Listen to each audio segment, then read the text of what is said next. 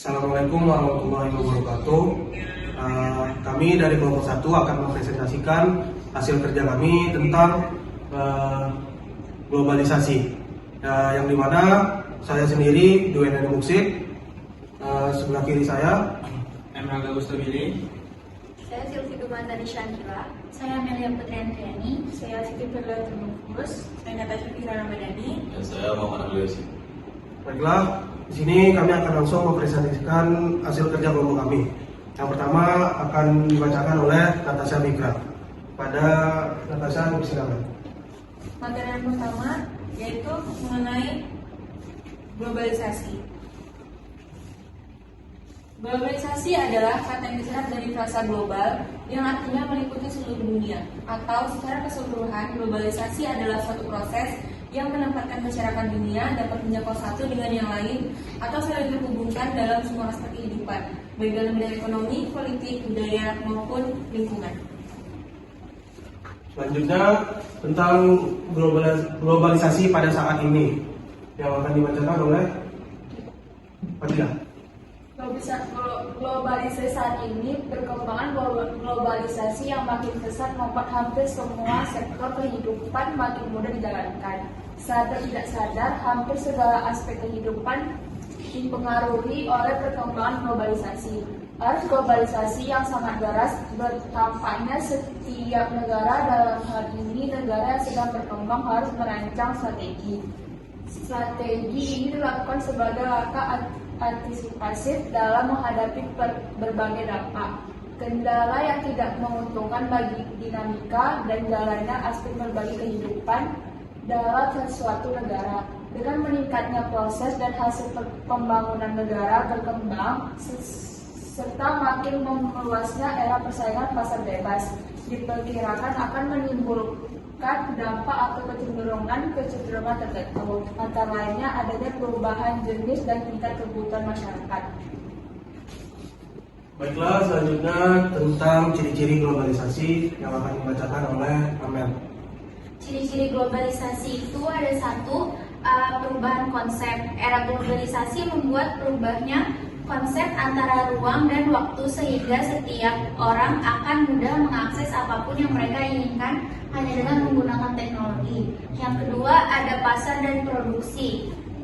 Setiap negara akan saling bergantung satu sama lain. Hal ini disebabkan oleh perubahan perdagangan internasional. Yang ketiga, ada peningkatan interaksi. Interaksi antar masyarakat di belahan dunia akan makin mudah terjalin. Hal ini tak lain karena munculnya berbagai macam sosial media. Lanjut oleh Silvi.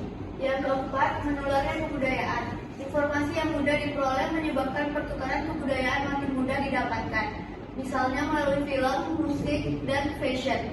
Yang kelima, timbulnya masalah bersama. Lantaran kompleksnya jalan perekonomian dan perdagangan, hal ini juga memicu timbulnya masalah dari berbagai negara, misalnya inflasi regional, masalah lingkungan hidup, dan sebagainya.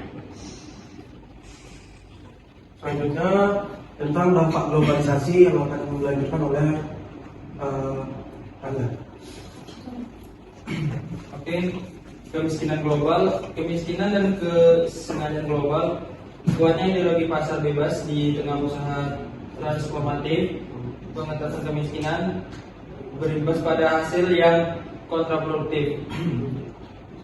Kemiskinan globalnya itu tingkatnya 39%. Oke, krisis pangan. Salah satu ancaman globalisasi terhadap ekonomi adalah masalah kelangkaan pangan.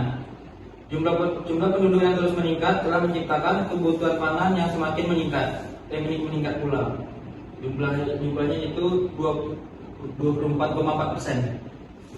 Jadi dampak yang ketiga terhadap globalisasi itu ada money laundering. Money laundering itu apa? Money laundering adalah pengonversian hasil pendapat atau pemasukan dari tindakan kriminal menjadi aset yang tidak bisa dilacak kembali pada tindakan kejahatan awal. Jumlah itu 20,3%. Lalu yang terakhir dampak globalisasi itu ada gaya hidup investasi. Gaya hidup atau lifestyle nampak sudah menjadi kebutuhan sekunder dari manusia itu sendiri. Sebenarnya dampak budaya Barat bisa menguntungkan jika kita bijak dalam mendeskripsikan, namun umumnya budaya Barat kebanyakan merugikan sebuah negara karena merusak atau melunturkan rasa nasionalisme dan budaya suatu negara. Jadi jumlah dari gaya lifestyle ini 16,3%.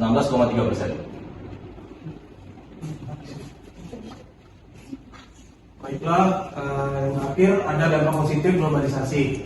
Yang pertama, bebasnya pasar internasional, yaitu sebesar 50%. Yang kedua, kemudahan ekspor dan impor sebesar 42%.